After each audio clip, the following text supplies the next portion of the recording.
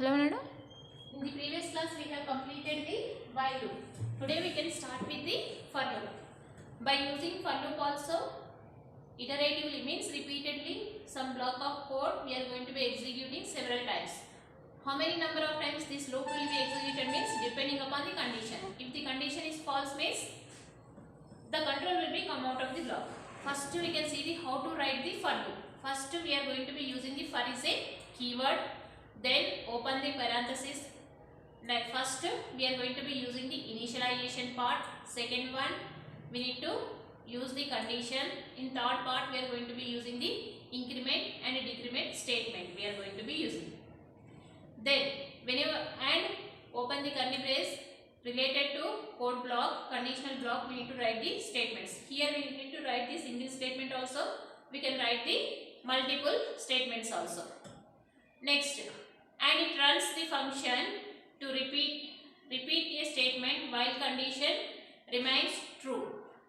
While loop, but in addition, the for loop provides a specific locations contains a initialization. Means here we are going to be using the first initialization part statements and increases the statement.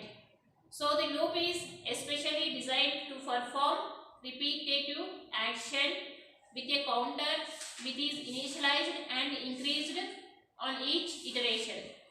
Whenever we are going to be writing the for loop, first we need to write the initialization part. It works the following way. Whenever we are going to be declaring the for loop, first which statement will be evaluated? First point, initialization is executed. Means first initialization part will be executed. First, suppose we have given the int x equal to 1. That statement will be executed. Generally, it is an initial value. Means it should be starting value. For a counter variable, this is executed only once. Means in the lifetime block, initialization part will be how many number of times will be executed? Only single time. Next, condition is checked.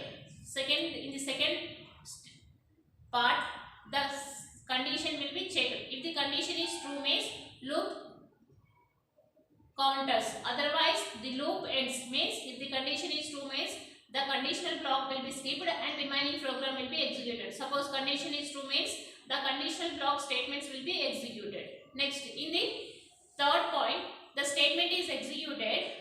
If the condition is true means body of the loop will be executed as usual. It can be either a single statement or block of statements. Means within the curly braces how many statements we have declared, that many number of statements will be executed.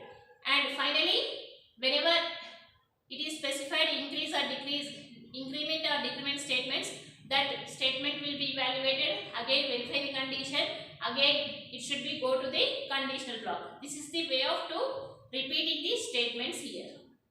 This is about for loop. Next we can see the do while.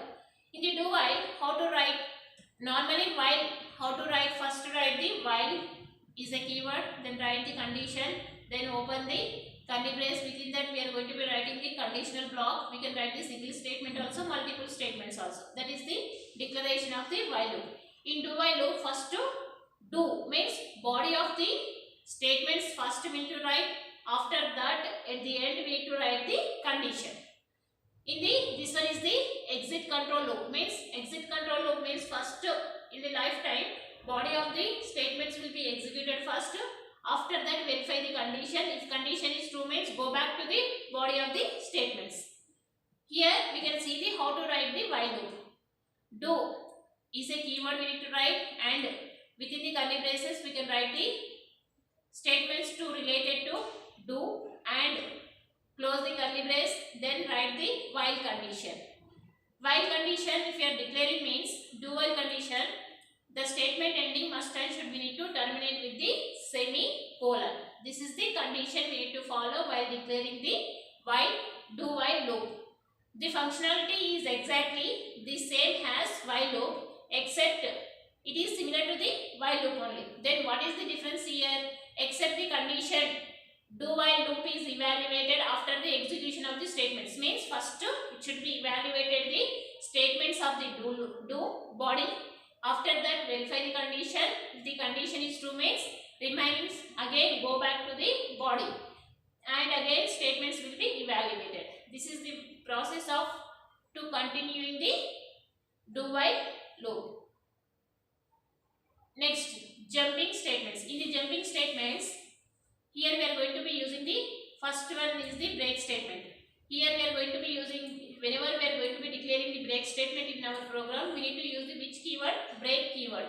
Usually break we can have a loop even if the condition for its ends not fulfilled, means whatever condition we have given, that condition is not fulfilled. If you are using the break statement means unconditionally, means without verifying remaining statements, remaining conditions, unconditionally we can break that block and we are going to be come out of the block. Using break we leave the loop even if the condition for its end is not fulfilled. If it is not fulfilled also, the break statement will be leave the control. It can be used at the end of the infinite loop. If you are using at the end means it should be infinite loop to force it to end before natural the end. For example, we are going to stop the counter down before the natural end. Suppose we have declared int a equal to 10. Then what is the condition we have given? Int less than or equal to 20 we have given. In between only if we want to stop means we need to use the break statement. Next, continue statement. Unconditionally means if the condition is not fulfilled or fulfilled, if we want to continue the program means we need to use the continue statement.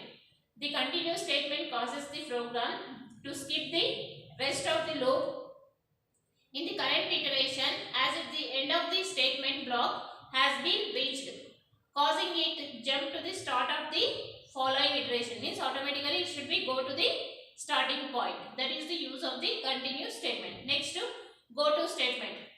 In the go to statement, if you are using means particularly if you want to go to one statement to another statement means we need to use the go to keyword. Go to allows to make a absolute jump to one point to another point, means one point to another point. If you want to go to the control means we need to use the go to statement. You should use this feature with the situation since execution causes the unconditional jump, means without verifying the condition unconditionally it should be moving to the one place to another place. Tomorrow we can see the how to write the programs to related to the first one do while loop, second one for loop. After that we can see the break statement also, continue statement also, go to statements also.